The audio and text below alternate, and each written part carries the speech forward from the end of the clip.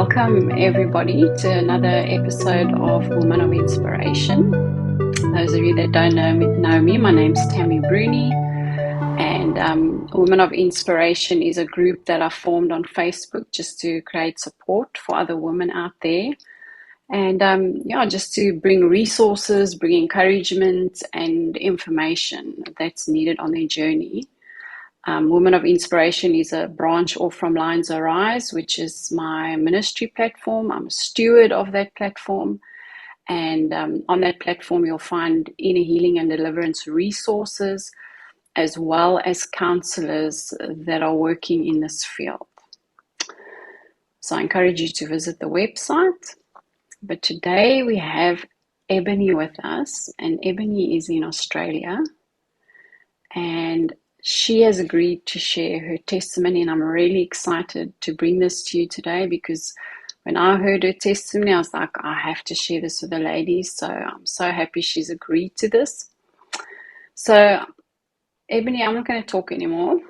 I'm going to give over to you, and you can maybe just say a little bit about yourself, and then you can share whatever it is that you want to share with us today. Okay.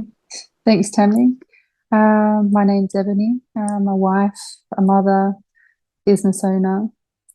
I live in Queensland, Australia. I work as an artist. I guess I can get into my story.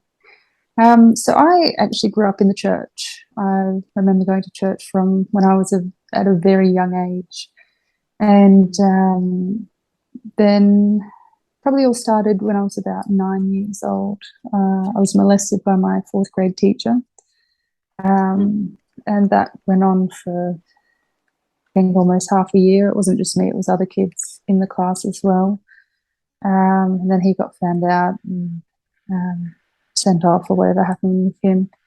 And then soon after my parents split, would have been months after, they split and divorced. And so my dad moved overseas.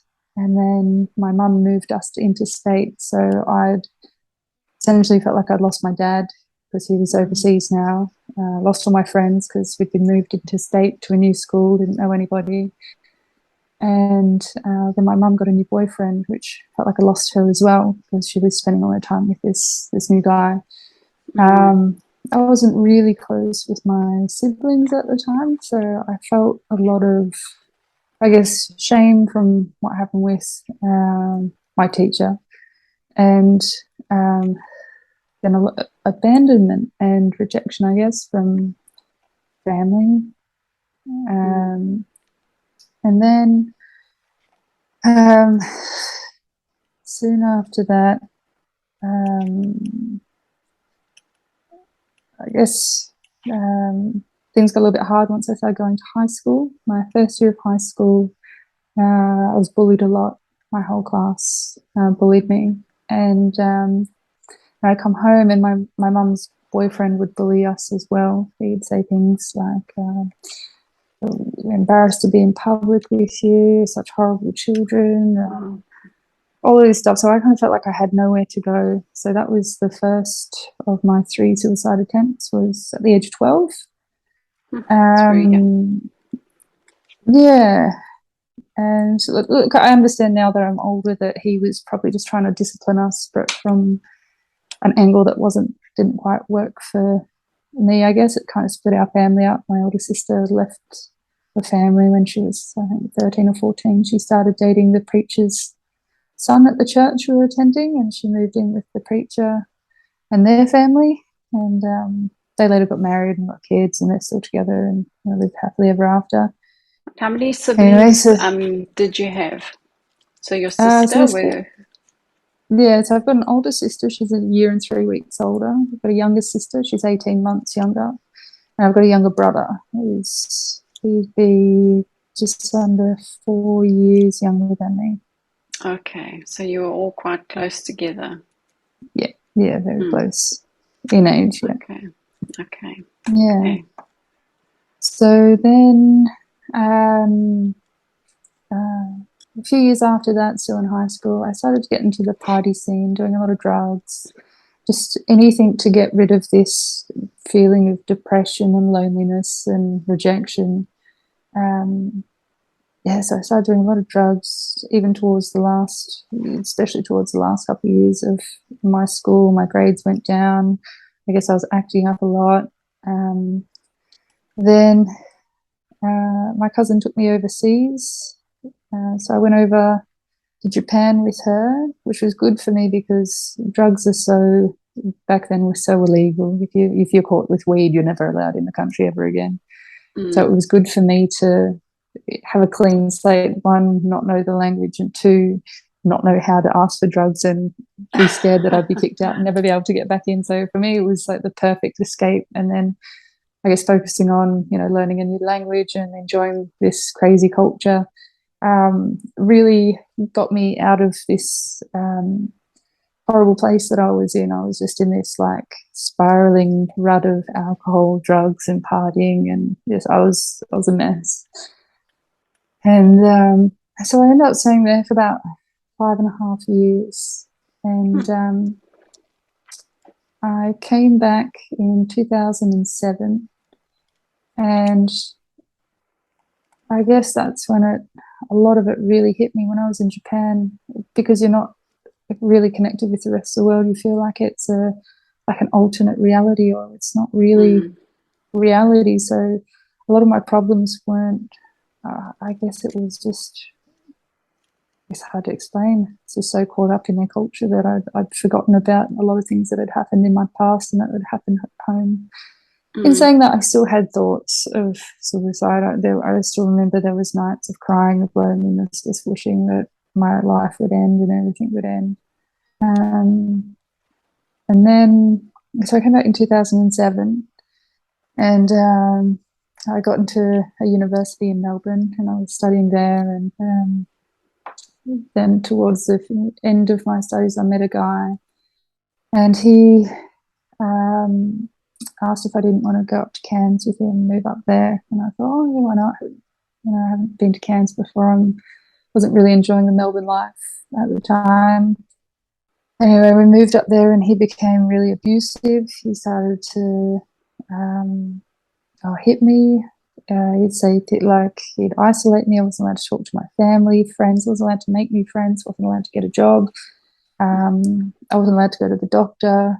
If something happened, I'd get hit for using the wrong tone of voice, talking about the wrong thing, like the wrong subject matter.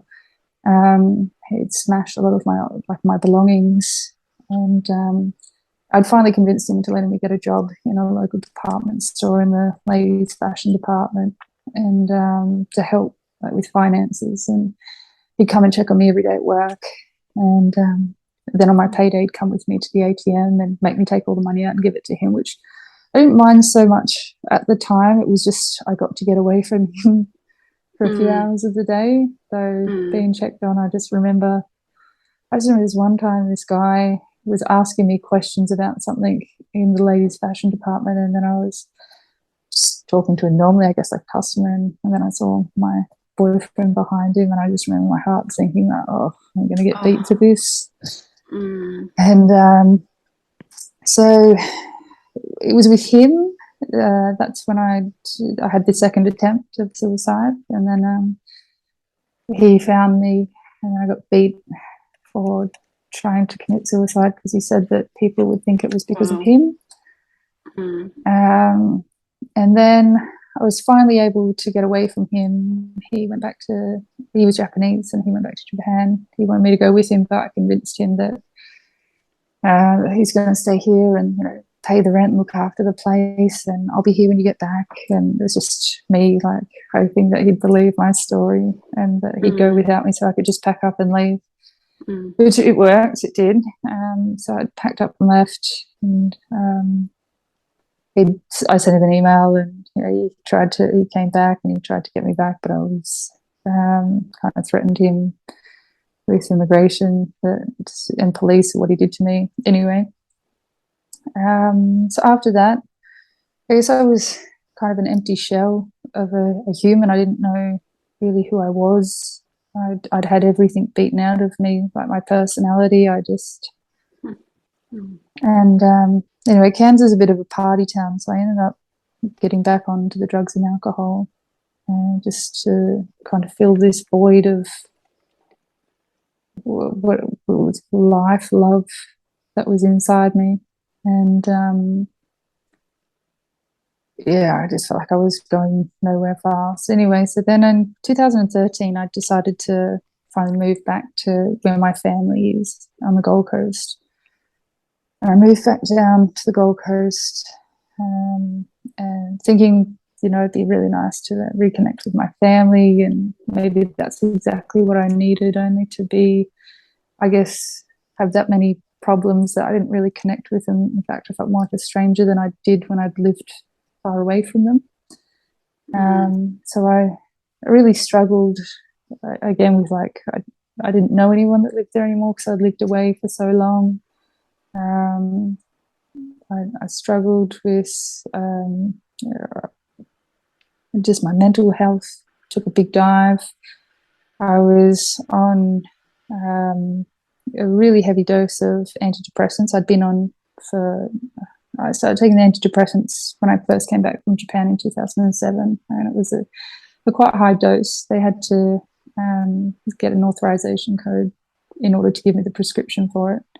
And I'd seen many psychologists, done self-help books, guided meditations, all kinds of sports to make myself feel better, to get rid of this, this sadness that was inside. I even tried going vegan to get rid of this sadness that was inside of me.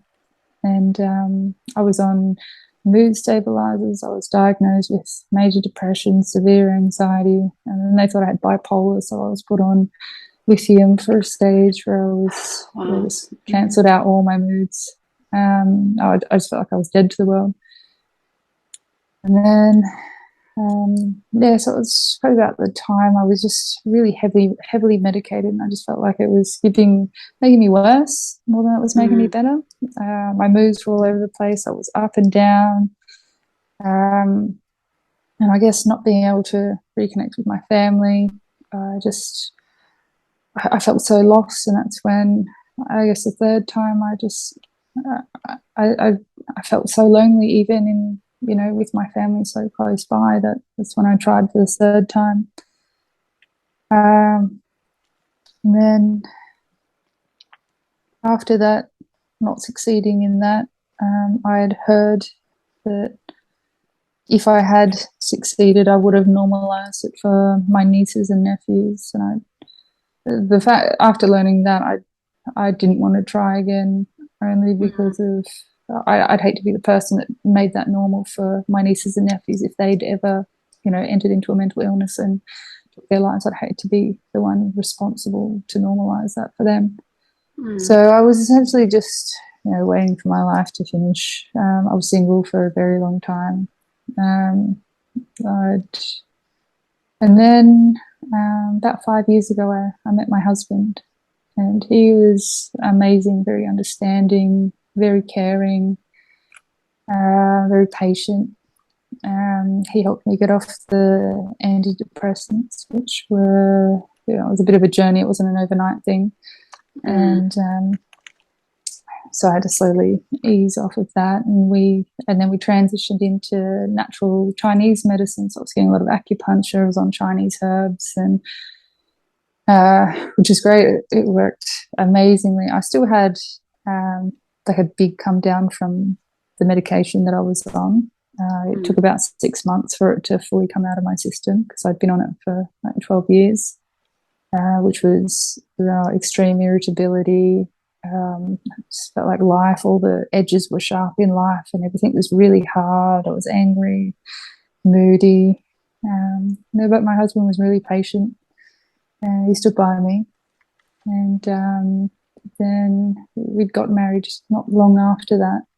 And then 2 months after our wedding, we found out that we were pregnant.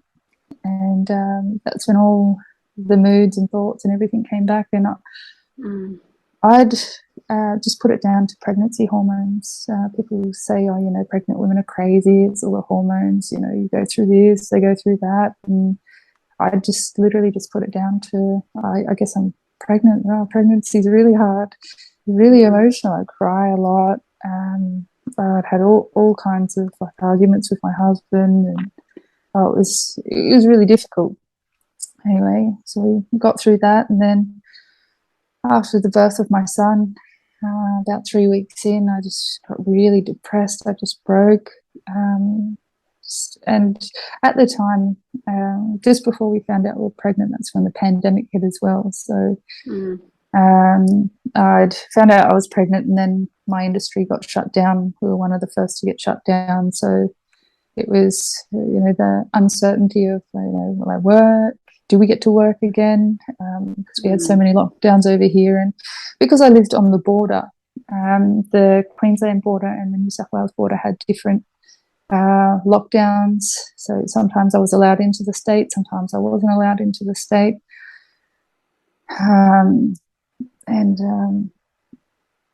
It's the same with my husband. He'd lost his job because he couldn't get over the border. What they deemed essential was no longer essential anymore. And I had this young baby, and I started this business that I was trying to run from the other side of the border. And life was just getting really hard. The housing crisis, the housing crisis had started, and we'd moved 3 times because everyone was selling up, and it was just, it was a hard time. It was a hard time. And that's when the suicidal thoughts came back, and they came back hard and strong.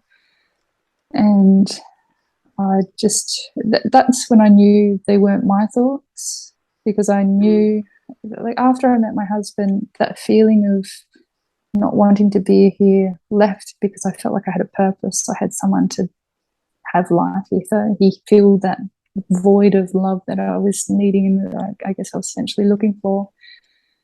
And so when these thoughts came back, I knew they weren't mine, because I had this beautiful little baby, like an amazing husband, and they started just coming hard and fast. And then I was thinking, well, I can't kill myself. What about my husband? What about my son? And the thoughts, well, you can take your son with you. And then I started to really freak out a bit. And that's when I knew I really needed to do something. Something needed to be done. I couldn't keep going on like this. I couldn't do it. It was like an internal torment. And I asked my mum, who is still in the church, if she knew any deliverance ministers, and she directed me to the Joy Network brothers, Selwyn and Hilton. And so originally I contacted Selwyn, and he sent me through the spiritual profiles, and I had a look at that. And at first I was like, oh, this is really confronting, all the things that they ask. Oh, mind you, when I first came back to the Gold Coast, I started smoking weed, and I'd had like a really strong addiction up until about 6 months ago. So that was something that I was battling with as well. I still hadn't been able to kick the addiction, and when I was high, I'd get these intrusive thoughts that were just, it was like it tormented your mind. And then every night you couldn't wait to have a smoke to relax, and then as soon as you take a puff and you exhale, then those thoughts come back, and you forget about it, and you go. It's like this vicious cycle that you're in for months and months and months. And it took, for me, a lot of months of prayer and fasting to be able to finally give up the weed, which I felt I needed to do before I started this deliverance journey. And an interesting fact with the weed is that it makes us feel good temporarily, but what it does is it actually enhances the anxiety. So the right side of the brain where anxiety stems from, it actually enhances that, and it depletes our body of magnesium.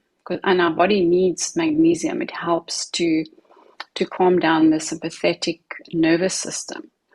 So that is why it doesn't always help, because it's only a temporary fix. And obviously the more you 100%. do it, and even with antidepressants and anti-anxiety medications, is if you keep getting an external source of something, your body's going to stop producing it, because God's created us so amazingly.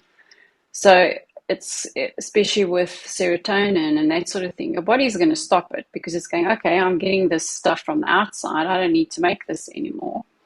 And that's why it's so Absolutely. hard when you come off that antidepressant, because it's like your body's now got to start working again and doing what it was designed to do. Yeah, 100%. Yeah. 100%. Yeah. Yeah, smoking the weed, it was like a comfort blanket that I used for anything, everything. Mm. If I had a fight with my husband, I'd have a smoke, and it wouldn't take my problems away. I'd just brush it under the carpet, and then I'd end up with all these problems that I had to face when I did eventually quit smoking weed. But yeah, like you said, it was absolutely, it exacerbated my anxiety. If I didn't have weed, or I knew I was running low, my anxiety, I'd go through the roof. I'd get very irritable. Anyone that says that weed isn't addictive, I don't believe them. I don't believe them for a minute. And then, anyway, so I'd filled out the spiritual profile. I still, I thought I was ready, but then there was like so many questions on there that I felt that were really confronting about things that I've gone through when I'd been living in the world. Anyway, so I put it aside for a few months, and then I had this urge to go back to church for the first time in 25 years. And so I started going to church with my mum, and we started going to this one church. We were going there for about a month or so, and then she suggested that we go up to Joy Network, and so we went there. I remember it was on the end of Feb, I think, just when the floods had started here. So we went there the first week. It was Pastor Hilton was doing a 2-part series on deliverance, and the first week, it was amazing. I was on the end of my chair. I was listening to every single thing that he had to say. It was amazing. It was exactly what I needed to hear. It was amazing. It was perfect. And then he said, we'll continue this next week. And I was so excited. I couldn't wait to get back to church the following week. And by then, it started raining really hard. And the road that we were living on at the time, it was flooded, so I borrowed my husband's truck so I could go through the floodwaters to get to church, because I had to hear this message, because by that point I was desperate. I was absolutely desperate. And so we got to church, and there was about 5 people there that had made it in, and one of the other ladies, she's been going through deliverance for quite some time as well. And so I sat down, I listened to the message, and I thought, all right, I might. And I could feel myself manifesting. I feel myself like twitching and moving. And I thought, right, I'm going to go up. I worked up the courage to go up for some prayer. And he just finished, Pastor Hilton had just finished doing a deliverance on one of the other ladies. And she was manifesting. And I remember looking at her thinking, oh, wow, she must have a lot of stuff. I won't be that bad. And thinking that I had like 1 or 2 problems. And yeah, I was way worse. I was so much worse. I ended up on like the ground hissing, and I ended up with carpet burns all over my feet. It was just like it completely took over me, and I was sitting at the back seat, but I was just so ready for this to all be out and over that I was just let it happen. And yeah, so Pastor Hilton was at it for a good hour. By the end of it, everyone was on the floor and sweating and exhausted. And so that's when he said, oh, you still feel stuff? I'm like, oh, I still feel a lot of stuff in there. So he said, all right, well, you're going to have to come back for some more sessions, or you could either do private or in front of the church. So I chose to do some private sessions, and since we've had about, I think, 8 or 9 sessions, and my depression is gone, the suicidal thoughts are gone, my anxiety is gone. I just have this like happiness, this peace, this calm, this compassion for other people, and I see when they're going through things or the way they act. I know it's not necessarily, it's not me having this like dislike for humans. It's more so, in Ephesians 6:12, when it says we wrestle not against flesh and blood, but against the principalities and the rulers of darkness in this world. And it's essentially them being, controlled or manipulated or influenced by these spirits, and that's why people act the way they do. And so it started to give me a lot of compassion towards people, and it really opened my eyes, but also just gave me so much peace and relief and freedom. And I didn't realize how oppressed, depressed, and in bondage I was until I was set free. And I still haven't finished my journey yet, but I feel 100% better than what I did before I started. And I really look forward to what it's going to be like to have all of this gone, and what pure, like, absolute freedom feels like. So, yeah. So what was addressed?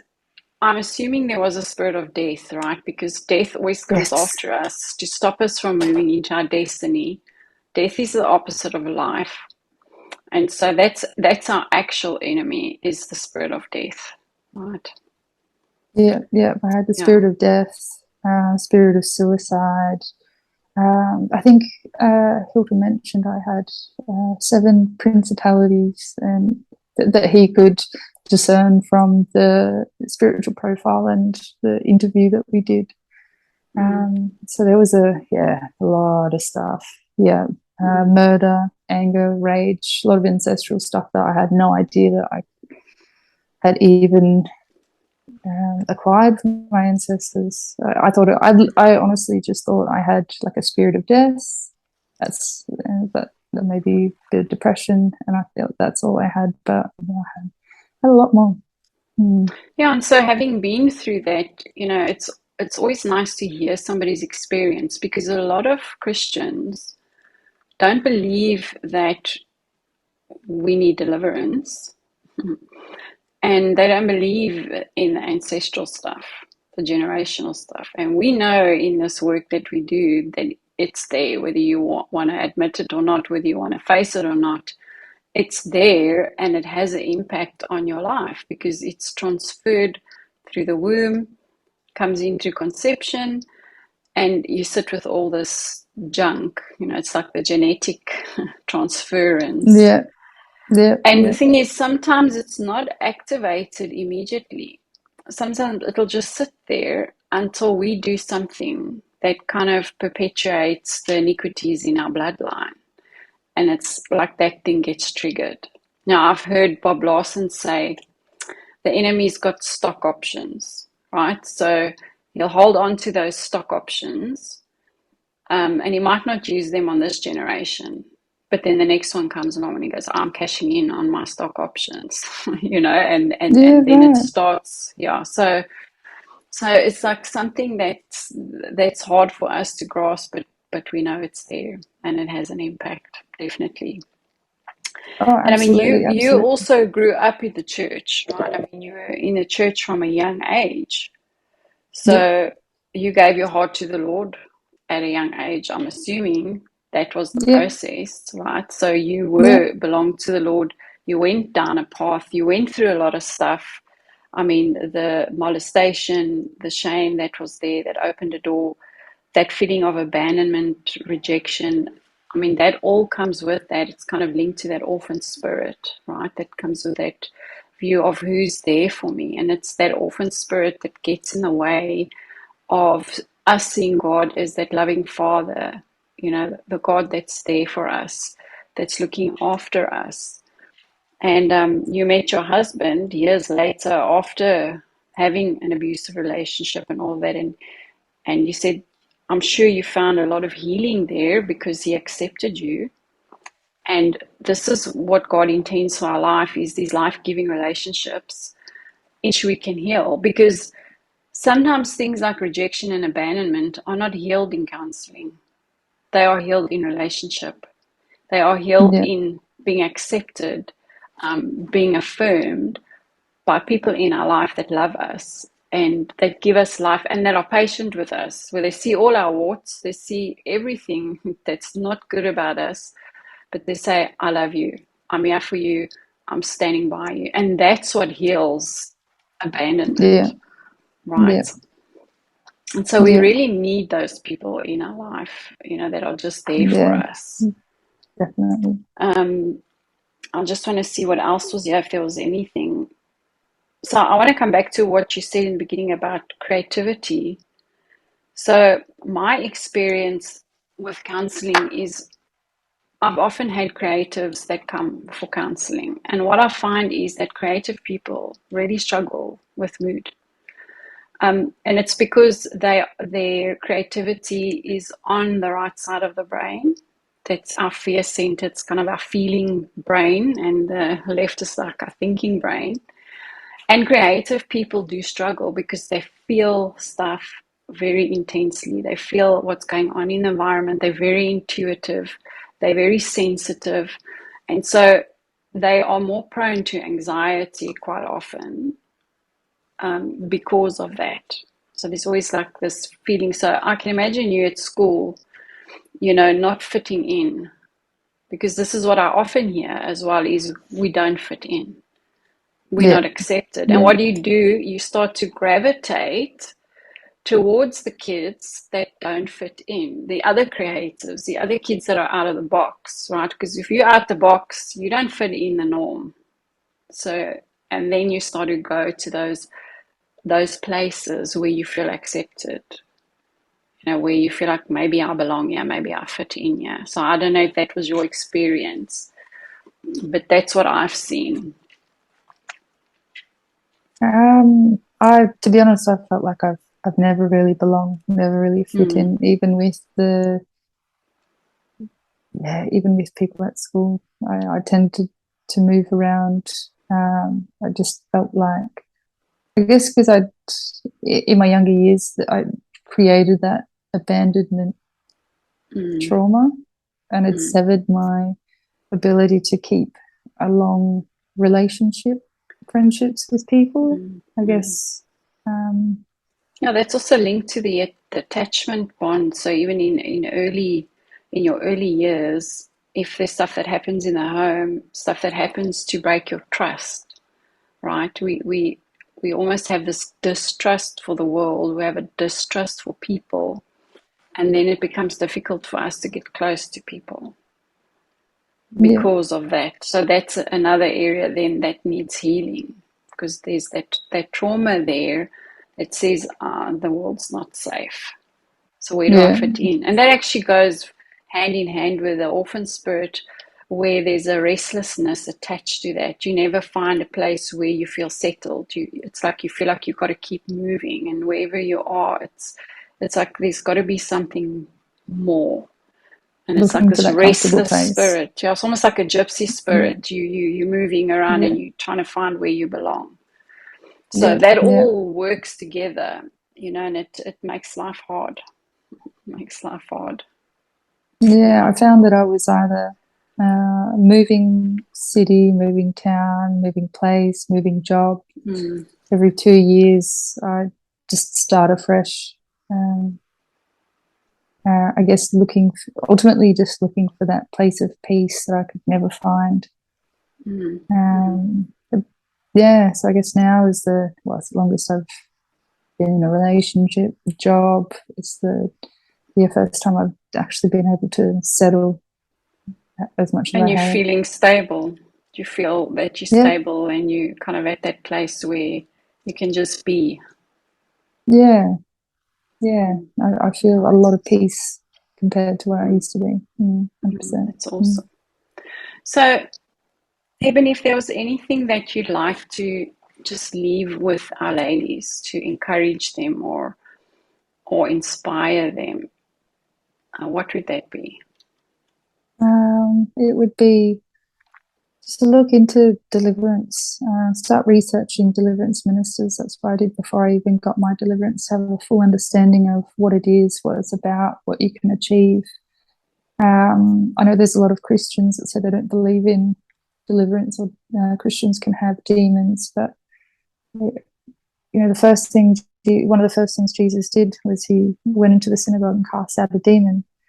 And it talks a lot about casting out demons in all the Gospels and in the book of Acts. It's one of the most things he does. So it has to be a place of importance. And for those that think the ones that are saved can't have demon possession, well, are you allowed to backslide? How many sins are you allowed to have before, you're completely covered? Is that like a get free out of jail pass card? And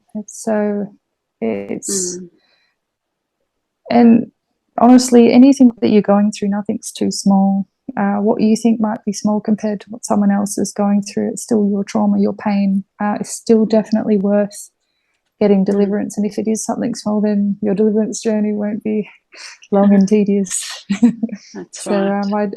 I definitely encourage anyone and everybody, because these entities, they like to hide in your personality, in your soul, which is your mind, will, and emotions. So they hide in your emotions, your personality, and they just wait and they pounce on trigger moments. So you don't actually realize that they're spirits. You just think that you might be overreacting for a particular incident when it could be something behind that that's triggering and pushing you further.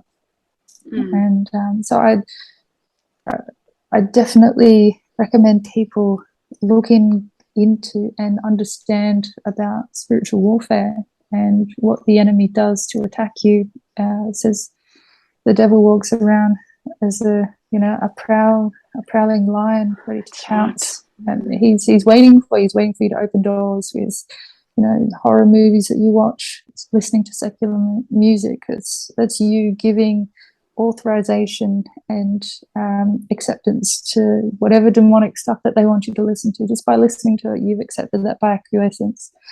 So I definitely recommend people look more into this and see how serious it is and how much benefit it is for the church, but also on the other side, the spiritual warfare side, have a full understanding of what we're actually up against.